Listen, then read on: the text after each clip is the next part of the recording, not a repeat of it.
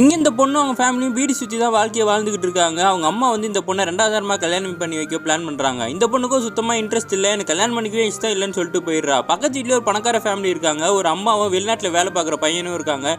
இந்த பொண்ணு எப்பயுமே அவங்க வீட்டில் தான் இருக்கா. அந்த லேடி கூட ரொம்ப நெருங்கி பாசமாக பழகிட்டு இருக்கா. அந்த பணக்கார லேடி பிறந்த நாளுக்கு இந்த பொண்ணு ஒரு ட்ரெஸ்ஸை கிஃப்ட் பண்ணியிருக்கா. அதை போட்டு வரும்போது அவங்க பையன் இதெல்லாம் எனக்கு பிடிக்கல, சாரீ கட்டுவாங்கன்னு சொன்ன உடனே அவங்களும் சாரீ கட்டு வராங்க. ஆனால் பிறந்த நாளுக்கு அந்த பையன் கொடுத்த ட்ரெஸ் அவங்க சுத்தமாகவே பிடிக்கல, வேண்டாம் வெறுப்பாக தான் கேட்க வெட்டிக்கிட்டு இருக்காங்க.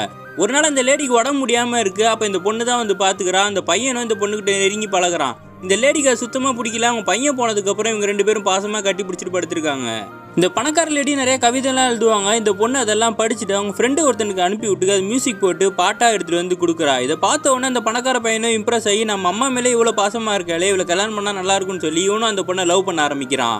இந்த பணக்கார லேடியை உடம்பு முடியாமல் ஒரு நாள் ஹாஸ்பிட்டலில் சேர்த்துறாங்க. ஃபோன் பண்ணி இந்த பொண்ணுக்கிட்ட வீட்டை பார்த்துக்கோன்னு சொன்னோன்னே இவளும் வீட்டை போய் க்ளீன் பண்ணி வச்சுட்டு இருக்கா. அப்போ அந்த லேடியோட ரூம்குள்ளே அவங்க சாரி இருக்குது, அதை எடுத்து அவள் ஸ்மெல் பண்ணிட்டு இருக்கும் போது அவங்க பையன் வந்து பார்த்துடுறான். நீ என்ன இங்கே பண்ணிட்டு இருக்க, உங்கள் அம்மா என்ன பிடிச்சி திட்டுறாங்க, வீட்டுக்கு போன்னு சொல்லி இந்த பொண்ணை அனுப்பி விட்டுறான்.